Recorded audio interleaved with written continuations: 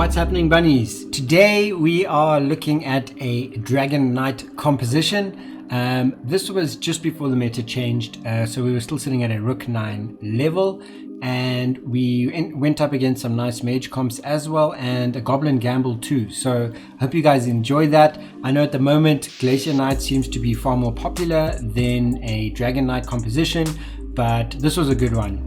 We really struggled at the beginning, and I think we managed to come through quite nicely considering that we were at the bottom. I won't let you guys know how the match ended, but I think you guys are going to have a good time and hopefully learn some stuff. I do talk through my thought process as we go through the match, so I hope you managed to pick up some stuff from there. If not, please drop a comment. Let me know also how I could have improved on the game, what I could have changed, and what you enjoyed about it as well. We really appreciate your guys' support. So we'll check you in the gameplay. Until the next video, enjoy. What's happening, bunnies? Today we are doing a Dragon Knight composition, and it's not quite as popular as the Glacier Knights at the moment, but it can still work if you get the comp right. So I'm quite excited to share this, guys, with you. Let's walk through it as we go through the game. I'll explain my thought process and the decisions that I made. As you can see at the moment, it's still quite an open board, predominantly goblins and also some divinity players, which means that we're potentially looking at mages. Now, the Dragon Knight composition is really good against mages because you can get your ults off immediately at the beginning of the round if you have the right the right dragons built up. So dragon synergy allows your ult to take effect as the round starts. You start off with 100 mana, and and that makes it quite effective against those compositions. So let's see how it runs. We'll play it play by play, and we'll give you guys the breakdown. So we start off with 2 warriors. At this stage there were still stone spirits in the game. As you know, in the current meta they've taken it out, and the reason that I would use a stone spirit in this instance is because there's potential to branch into mages. So at the moment we wouldn't use it for mages. You still do have mage warrior comps, but in this instance there was still potential. You'll see now I was thinking there, do we look at setting up some sort of a warrior build and moving from warriors into warrior mage? But I pick up a really cool store, and I managed to pick up 3 knights in one store. So we do a hard switch and transition straight into knights. So at the moment you'll see we put on a Hell Knight. Hell Knight early game is really strong, really strong 2-cost unit, and if you manage to get him early, definitely a good one to pick up. I was hoping and I think expecting to pick up a lot more warriors in the opening 2 stores than what I managed to pick up, but I was happy with the three knights that I got. As you can see now, there is a Thunder Spirit and a Source, so there could have been a potential to switch again into some sort of a knight mage comp, but I think we made a decision to keep the options open. So you'll see what we've done now is we've picked up a Defector for Glacier comp, because if you have Defector with Frost Knight, you then have your Knight and Glacier comp built. And I pick up the Source just in case we do look to go into some sort of a mage comp, then at least we have a mana producer ready for us. Source is also useful in many other comps as well. If you need mana for any of your ults, that's or if you need a lot of mana quickly, that's definitely a piece that you want to have in. It can help with many different things, not just mages. So I put that one in. Unfortunately now, you can see we're not picking up the knights that we would like to pick up, so we are still looking now at transitioning into Glacier Knights, and we're getting feathered units, we're getting hunter units, and that's a little bit unfortunate for us. But with the divinity players on the board, we can assume that there's not likely to be, those guys are not likely to be pushing into knights at this stage. Maybe later game, but in the current phase of the game, probably not. You can see this is one of the div players, and he's now gone into a warrior hunter type comp, and he'll be a lot stronger than us with the quality of his units. He's got 2 2-star units, one of them being a God of War, and he's already picked up a dwarf, so that makes him quite strong. So we'll definitely take a hit there, quite a heavy one as well for round 5. But that's okay.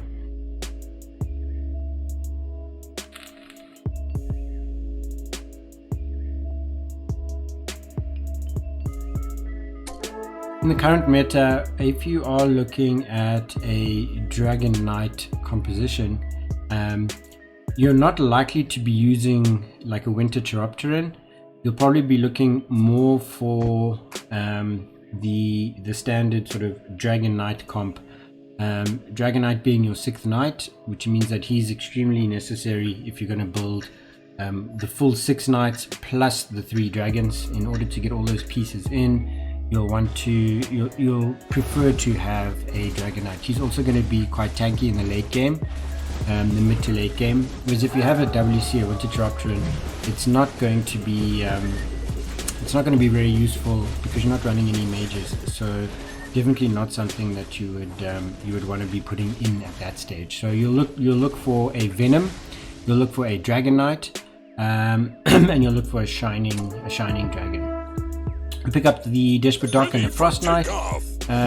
If you are looking to go Glaciers, then you'll need either the Desperate Dock. Well, I would say you definitely need Desperate Dock because you're going to put in a Soul Reaper at a later stage to get your Warlock synergy. So Desperate Dock is a key piece.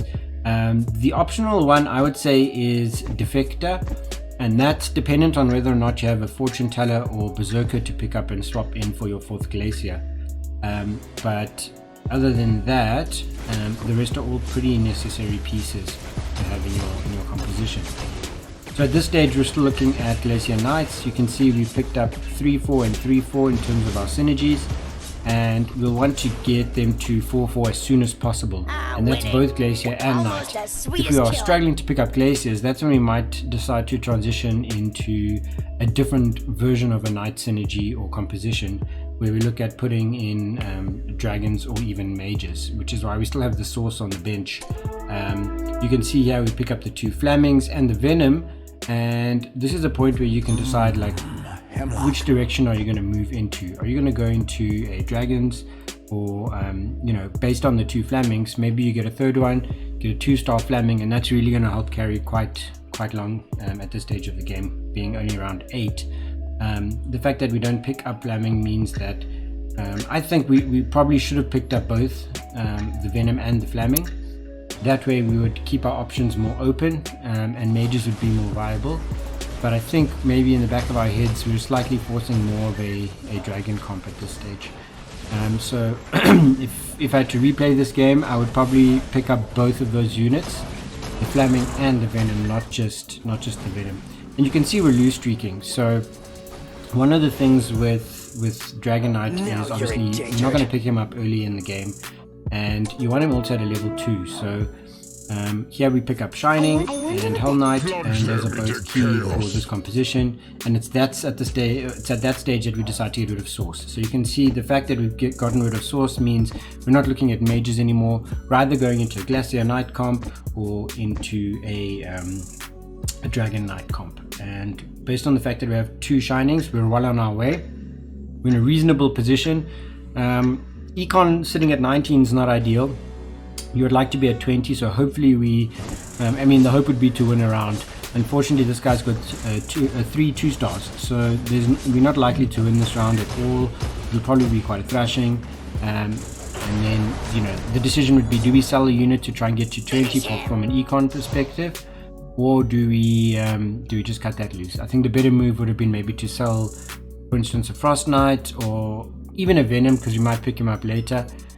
But at this stage, I think also something for us to learn for next round, it'd probably be better to pick up to have sold one of those units to get to our econ point. There you can see that there were only 2 Knight teams on the lobby at the moment, and that's good for us. The other thing you don't want to do with Knights, any Knights, is to have multiple people that are contesting your pool of pieces.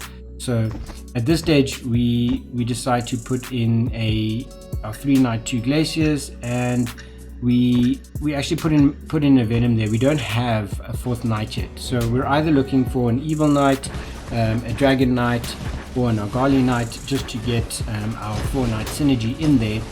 At the moment we're only sitting with 3, and that's probably why we're losing a lot as well, because we don't have that shield buff that you would get from having the 4 knights on the board.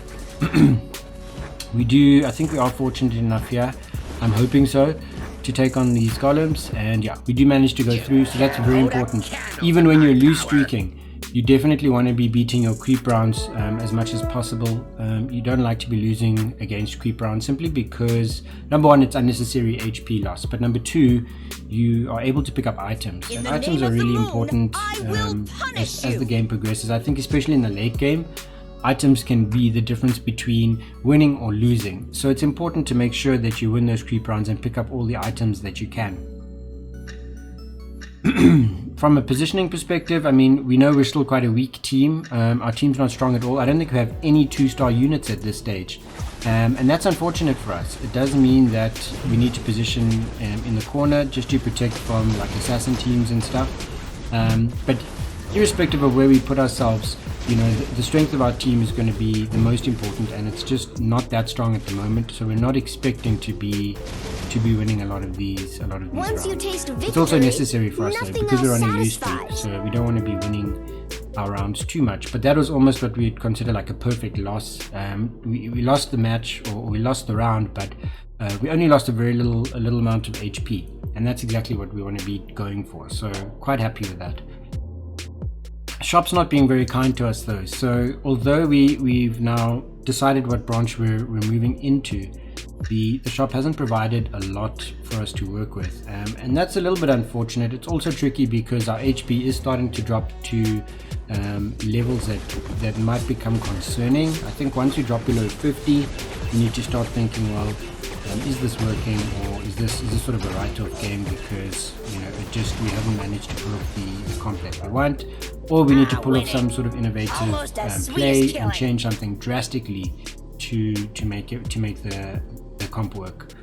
And now we've dipped below 50, so we're on 49 HP, and we do have 2 other guys on a losing streak as well, so that's also tricky, because if we have to go up against them and lose and win against them in a fight, we lose our losing streak.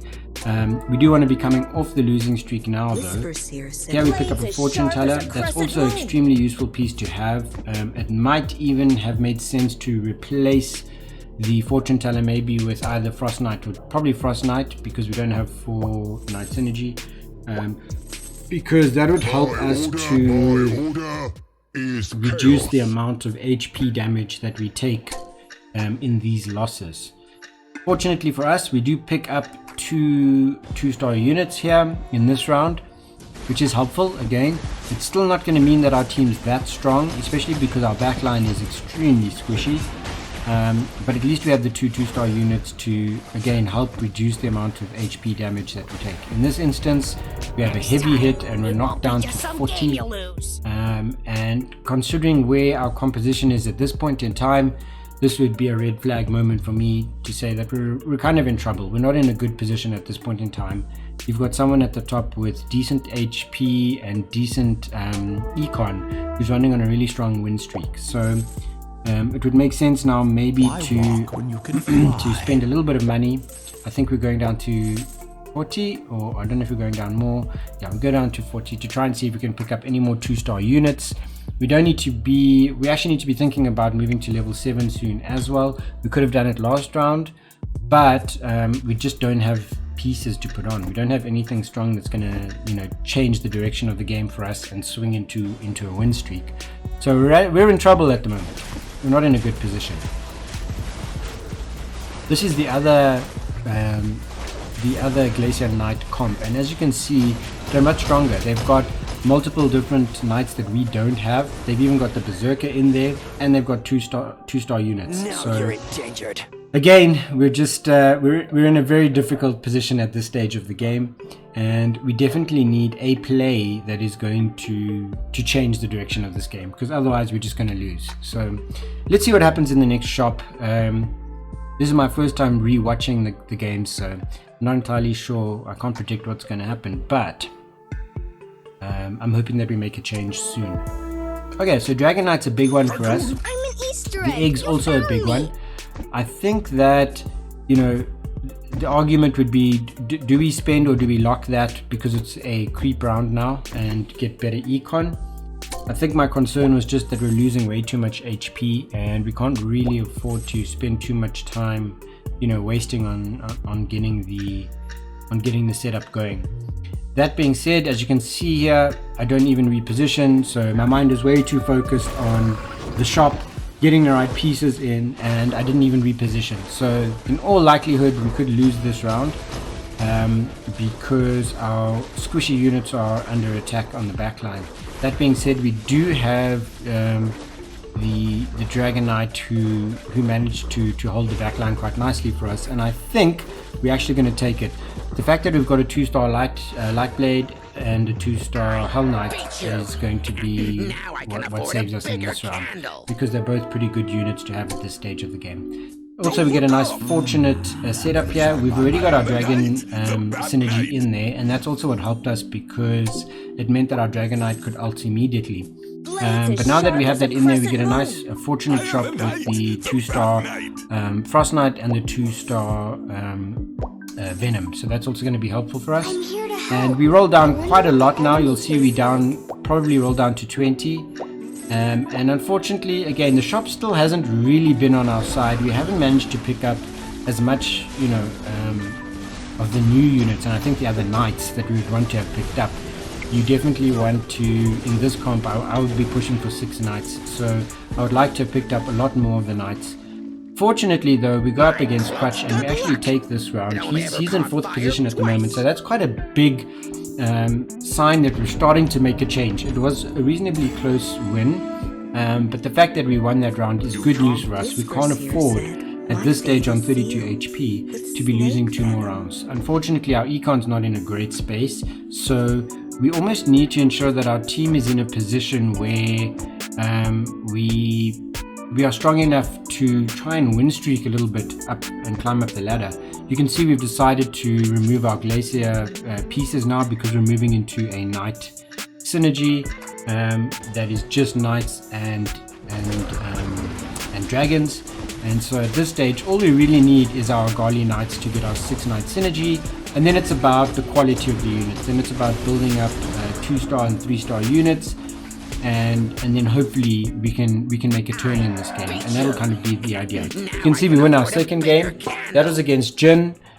He's mid-table at the moment, so again we want to see how we do against the top end players, the guys who are at the top of the lobby, and so we want to be cautious with how we spend our money at this stage. We're not in a position where we're about to die in one round, where we're sort of sitting in the teens and we could go out at any minute. We do have a little bit of HP to work with, but really we're not in a great position if we consider that the other teams have a lot more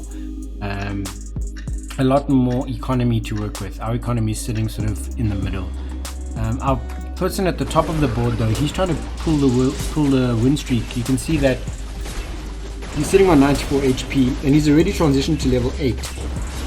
He's economized up to level 8, and he's done that to try and, you know, maintain his win streak. That being said, he has utilized all his economy to do so, so he's only sitting at the moment on 2 econ, and so that could go either way. If he doesn't manage to keep his win streak, then that can be detrimental to his end game. That being said, you see we won on our board and we won on the other board on which we played, so that's good news for us, and we're starting to pick up a few more knights, which is really useful for us. We're not looking to 3-star Shining Dragon, Venom, or even Dragon Knight at this stage. We want to try and 2-star at the very least our Dragon Knight and 2-star our Knights, and then hopefully 3-star Lightning Blade, 3-star Frost Knight, and 3-star Hull Knight. Those are the 3 that we'd really like to get to the 3-star level, because they're going to carry us in the later game. We faced the Assassin teams the first time I remember facing them. We did beat Kibasik, who was in 3rd position last round, so that's really good news for us. I'm not sure if we played Cash X, but you can see his gamble didn't necessarily pay off because he didn't manage to keep his win streak. So he actually lost a game there, and now he's sitting in a precarious position because he doesn't have econ to strengthen his team, and he's not strong enough to beat everyone. So A bit of a tricky position for him. I think we'll see how that plays out, as the game progresses. But yeah, at least we managed to 2-star one of our units. I would have liked to have saved the egg for Dragon Knight, but I think we did that because number one, we've been struggling to pick up knights, and number two, we do have a second egg which you can use for the Dragon Knight once we manage to find another one. We are playing a sort of mid-econ game at the moment. Usually we want to be at 50 and sort of be working off the 50 to 60 econ. We want to be taking all that extra and spending that to try and level up our pieces. And we're kind of doing the same thing around the 30 mark. So between 30 and 40, we're spending the extra 10 to maintain a sort of 30 level. You can see now we pick up 2 Argalis as well, and that's great news. We do not have the econ at the moment to be spending on just rolling down all the time. So we make a big call here, and I think this is probably one of the key calls of the game. We choose to spend our econ instead of rolling down on leveling up. So we level up here so that we can get our 6/6 knight synergy, and that should make our knights a lot stronger. You can see now we're facing the other knight team, and we'll see how we progress against them. But the fact that we have 6 knights means that our shields are going to be much stronger. Unfortunately, this team also has Heaven's Gift on, so that's a really strong item to have for a clustered set of units like knights. So there's a good chance that they'll win this match. We'll see how it progresses. Yeah, I think they're still going to take it. Or are they? It's going to be a close match. We're fortunate to actually have the 3 dragons. The 3 dragons did a lot of damage there. You can see on the DPS meter, they came 2nd, 3rd, and 4th in terms of dealing DPS. So I'm quite happy with the way that went. We did lose to them, but it wasn't a really bad loss. It was a very close match. And also now we are fortunate enough to 2-star our Argali. If we can get a 2-star Dragon Knight, we're then in a good position. So still very, very close at the moment. We're in a bit of a tricky position, and you can see now what I'm doing is I'm pushing my players forward, my pieces forward, and the reason is so that they can get into the attack quicker and start accumulating mana as needed, because in order for them to ult, they need to take a bit of damage so that their mana generates quicker. So as you can see now, they've actually started to dominate a little bit stronger than what they were. I think against a team like this, you would expect them to lose, but it is a mage composition, and in theory, your dragon, as I mentioned earlier, your Dragon Knight compositions can work quite well against a synergy with mages. Burn them all. Okay, so we're starting to progress quite nicely towards our 3-star units. You can see we have 2 2-star Hull Knights and 2 2-star Lightning Blades or Light Blade Knights. And unfortunately, the only piece that we're concerned about right now is our econ. So I think the reason we spent down to level up is so that we can try and push into a win streak, or at least into a position where we can start not spending money as far as possible, so that we can economize. And level 8 is the minimum requirement for this composition, because in order to have Dragon Knights, you need 8 pieces on the board. So now at least we can have our full composition. You can see we've got 3 Dragon and 6 Knight, and all we need to do now is make sure that they're strong enough to sustain us into the later game. So although we only have 20 HP or 28 HP, we are winning majority of our matches. And here's a big moment for us. We pick up the other Dragon Knight. I'm not sure if we're going to take it now because of our 10 econ. I think that we probably should, just for safety purposes, because a 2-star dragon makes a completely different shift in your team. It adds so much carry and strength to your team that, I mean, I've been saving that egg just for that moment. So we decide to move back now because we have a much stronger, we have 2-star units across the entire board, and that's really, really important to us. And hopefully now we can start carrying in towards the later game, because our composition is pretty much as we'd want it to be, with the exception of our 3-star units, that being Hull Knight and Lightning Blade at this stage, and hopefully a Frost Knight as well. Okay, it's us against the Storm Shaman. I think we should take this simply because, you know, it's a 2-star Dragon Knight. We shouldn't have issues against a Storm Shaman. And that is Jin. Okay, so interestingly, number one, we're not at the bottom anymore, and number two, we're in a position where we have 3 players that could potentially drop out at any moment, and that at least secures us a top 5 placement. And considering where we were early in the game, a top 5 placement is a good start. I always try and aim minimum top 4. Top 4 is sort of the goal, just from a ranking perspective, so you don't lose too much of your ranking points. Okay, so we have Wild Wings now. I didn't spend econ there, I don't think, and that's probably the right decision. You don't want to try and, you don't want to spend econ on any of these rounds. And we pick up a Wraith Shard, so that's also going to be very useful. I would expect we put that on the dragon, unless we've got, okay, so Hull Knight as well. I can afford a bigger I was going to say, unless we have another item on a unit that could benefit from that, but I think we do put it on Dragon Knight anyway. You really want to soup up your Dragon Knight. Your Dragon Knight's going to be such a key carry, and he can really do so well for your team if you put a lot of items on him and make sure that they're the right items and that he becomes super strong.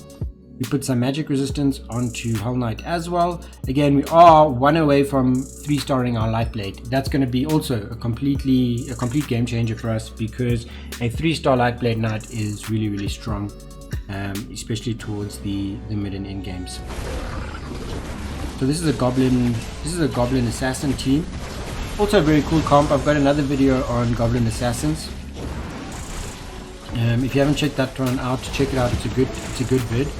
And yeah, we're still strong enough to pull through this one. Obviously the 2-star Shining Assassin's always going to give us a hard time, but our comp is pretty strong. And we have our first player that drops out. That's Franru, who's been defeated, and Jin is in a battle but wins that battle as well. So we're still okay in terms of where we are, and as you can see, our economy is starting to grow. So now we're at 26 econ. We're still not as strong as the top, sort of the top 4 players, excluding Cash.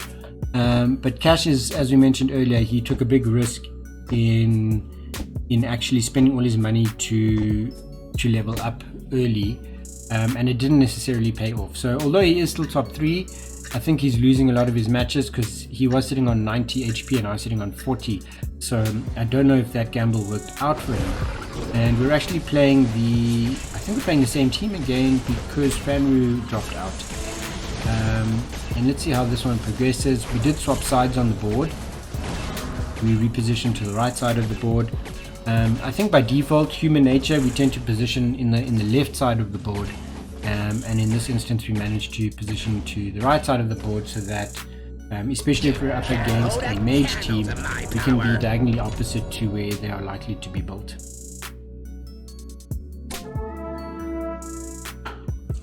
And we come through with the dub there, so that's good news for us. And considering they had quite a few 3-star units, that shows you the power of a fully constructed synergy with 2 stars. Can be just as strong as a few 3 stars. However, we do want to be 3-starring our units to just increase the power of our team. Okay, I think a lot of teams or a lot of players think they need to depend on certain 3-star units. That's not always the case. There are certain compositions where you want 3-star units, like in the feathered comps. There's definite 3-star units that you want, but you can do quite well with just 2-star units in certain compositions, and I think this is one of them. However, we do want our 3-star units that I mentioned earlier. Okay, so our win streak's actually doing quite well. We're now on 6 wins, and you can see we're beating people on the other boards as well. And that's really good for us. I think we've managed to pull ourselves from the bottom upwards, which is exciting. And hopefully we now have econ. We're almost at a 50 econ level now. In fact, we're second highest econ at the moment, actually, which is a complete turnaround from where we were. So fortunate that our teams managed to carry us these 6 rounds of wins, which has enabled us to really get our econ into a more sustainable position. And that does mean that should the need come, if we start losing a match, we can actually then roll down as need be to pick up those 3-star units that we require. This is a Glacier Warrior comp, which is really, really popular at the moment. I've seen a lot of Glacier Warrior comps at this stage of the meta. They were everywhere. But even with the strong 3-star units they had, as you can see, we still beat them as well. So again, our comp is strong just with 2-star units. We get our 3-star Glacier Knight, and this is huge news for us, so very excited for that. I'm assuming because it's Thunderhide we shouldn't spend more. We might roll once more just to get to 50, but I wouldn't roll below 50 at this stage because we are winning matches. However, if you look at the bottom two players, the 6th and 7th position, they're on win streaks at the moment. So they obviously spent their final cash. They're in their sort of last hurrah, trying to see if they can actually clutch from the bottom with very little HP. Unfortunately, they had to spend all the econ to do so. So if it doesn't work out, they'll likely drop out the game. But they are on win streaks at the moment. So those are two teams that you want to watch out for, because they'll be quite strong right now for them to be on a 5-win streak. Good luck. It only ever caught fire. Dragon Knight, we pick up an awesome item for Dragon Knight, and that allows him to his attack speed, I think, is up by 70%, and that's huge for us because he's such a key player for us. He's so strong. Having him up to 70% increased attack speed is a game changer. Pick up another Hull Knight, so that's also exciting for us because we're one away from 3-starring him as well. And then our team should be in a pretty decent position, hopefully. You'll see we also had Frantic Mask on Lightning Blade. Light Blade Knight with a Frantic Mask is a very good call because of the nature of his passive attack. And you can see actually at the moment his little shuriken, his shining shuriken thing sort of floats between all the players. And having that the increased attack speed on that is really useful. Good luck. You can see now Jin's gamble did not pay off. He's now fallen out. And even Cash, we talked about Cash earlier. Cash X is sitting there. It looks like he's on a losing streak. He doesn't have econ. He's about to fall out. And he was at the top of the board on a very high win streak with but he made that gamble to spend all of his cash on econ. All of his cash on leveling up. And that affected his economy in the long run, so a bit unfortunate for him. It's not likely that he's going to be able to continue much further. You can also notice we are the only team sitting on level 8, so we only have 8 units. All the other teams have 9 units, and we're still maintaining our win streak at this stage. And that again just goes to show the power of having your composition right. It doesn't necessarily mean you have to have 9 units. You can have an 8 unit comp. And as long as we keep winning, we can maintain that composition. We are likely to lose this round because of the 3-star Abyssal. 3-star Abyssal is a game changer as well. It can be extremely annoying to fight against once the ultimate goes off, and unfortunately we take the loss here. And it is actually against Cash X, but again I don't think he's in a sustainable position, and I feel as though he is going to drop out quite soon. We pick up the egg. We're definitely going to level up our Hull Knight there, so we pick up the Hull Knight. And we also, during our rolls, managed to, luckily, thanks to the RNG, we managed to pick up another 2-star Glacier Knight, and I actually think we might level up and throw him on quickly, and we do. So we're now on level 9, the same as everyone else, but we have an additional piece on there that is a duplicate of Glacier Knight at 2-star, and maybe we manage to find a 3-star Glacier. That would be really helpful for us too, because he's super tanky. He's got like serious armor and shield, and once you've got the 6 synergy on knights, that makes him really difficult to punch through. So we're actually moved from bottom of the board to top of the board. We're now sitting on 23 HP and in a pretty happy position, so quite chuffed, quite excited with what we've managed to achieve. And and as you can see, our team's quite strong. We're not just winning now, we actually won quite nicely there by 5 units, and that's good news for us. So we're having a look at Gutanj, because Gutanj at the moment is on a serious win streak, and he's running exactly the same comp as we are. As you can see there, oh wait, let me just double check that. I think we're back on our board. We'll check back when we go back to his board what he's running, but I think he's running the same comp that we are. We'll check now. Oh, it could be a Glacier Knight comp as well. He's on a serious win streak. He doesn't have a lot of... Okay, here we face him. Okay, so he's actually playing mages. So this is what I was talking about earlier. When you are playing mages, this is a good comp to have. It can be strong against mages because of the way the dragon's ultimate at the beginning. But he does have some really serious units there. His ults do go off. We managed to silence the source, but that means nothing, and he actually gets defeated. I think he could have been a team a little bit later in the game who was a force to be reckoned with. So fortunately we managed to take him out off that huge win streak that he was playing, and that's a bit unfortunate for him. I think he had a really good composition that was built there. And now there's only 4 players left as we move into round 35 and Black Dragon King. For the glory of the Our Holy econ's still at a Knights. reasonable place. You can see we're quite comfortably positioned in terms of econ for this stage of the game. We could push up to 50, but I don't think it's necessary. It's pretty late in game, and all we really want to do is we want to get our Glacier Knight up to 3-star. It doesn't look like we're getting Frost Knight up to 3-star, but that would have been nice as well.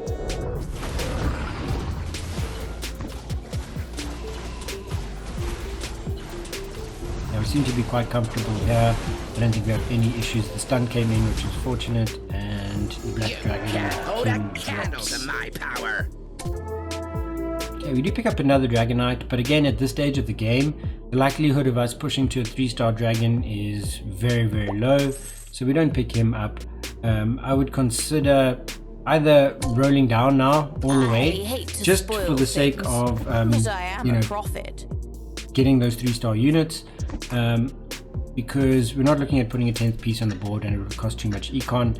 Everyone's low on health, everyone's low on econ, so we are into the final few rounds now. It should be, and so we'll see how it plays out. This guy manages to complete, I think he's completed the Goblin Gamble, and that's a tough one for us considering he's also got a 3-star Shining Assassin, and that's tricky for us. Fortunately, Shining Assassin is silenced there. Goblin Gamble is one of those really difficult compositions to beat. As we say that, Cash drops out, so he takes 4th position there, and we're actually up against the Russian team on his board as well. Except in this instance, his Shining Assassin manages to, she's not silenced, so she gets her ult off, and that is a problem for us because as far as I know, Shining Assassin at level 3 is the highest DPS unit. I could be corrected on that one. If I'm wrong, let me know in the comments, but as far as I know, Shining Assassin level 3 is one of the top DPS units, and because of her evasion, she's really difficult to beat. So we actually lose on that board, and that's a worry for us. We are not guaranteed to silence. So you'll see a big change that we made here, and this could be a game changer, is that we take off the second Argali. We do pick up one more, so there's a potential here for 3-star. We pick up the Ghost Prophet, and that actually gives us Aegis's Synergy, and Aegis's Synergy is extremely useful for us here. Not only that, but just having Ghost Prophet as a unit is extremely useful for us because Ghost Prophet is extremely powerful. We do face the same team again, and this is a potential game that we can lose. Fortunately, we managed to pull through, and Crutch falls out, which means we know exactly who we're going to be playing next round. It's going to be the same team. It's going to be the Russian team again. So we did win that round, but it doesn't mean that we're going to win the next round because we've seen the potential of the 3-star Shining Assassin. So what I would actually do here is roll down as much as needed just to get that Glacier Knight to 3-star, and that'll help us clutch. Unfortunately, we don't pick one up, as you can see there, and we keep it at 20 so we can get more econ for next round.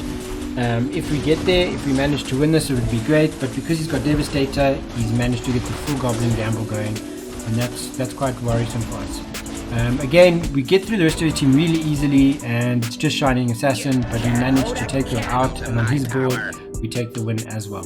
So hope you guys enjoyed that. It was a bit of a, I would consider it quite a clutch game, coming from all the way at the bottom, pushing ourselves up, playing the loose streak quite well. That was a Rook 9 game, and as you guys know, we're on King 2 at the moment, grinding towards King 3 and then hopefully Queen. Been getting a lot of slack from some of the guys because I haven't been playing that well on stream, and I apologize for that. I'm working, I'm learning, and I hope you guys just enjoy this and we can learn together. So that's the comp, that's the vid. I hope you guys managed to learn something. If not, I hope that you will leave some commentary for me on stuff that I can learn, but I really appreciate the support. Don't forget to drop a like and hit that subscribe button, and we'll check you guys in the next gameplay. Thanks so much for all the support so far and for helping us grow the channel. You can catch us on Twitch. We are there Saturdays and Sundays at 3 p.m. SAST. But until then, enjoy. We'll see you guys now. Cheers.